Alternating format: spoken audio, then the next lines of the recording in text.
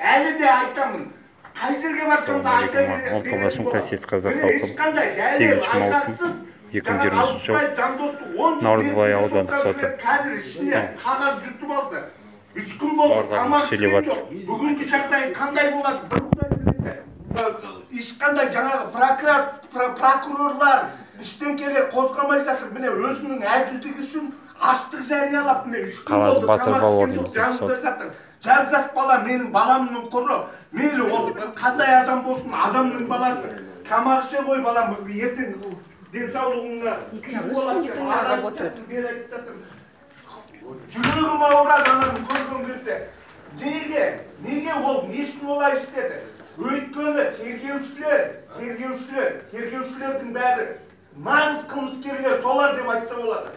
Өтірік жаңағындай, өтірік жала жауып, дәлелсіз, айғақсыз жаңағындай нені жасайды да өнен кейін прокурорларға береді.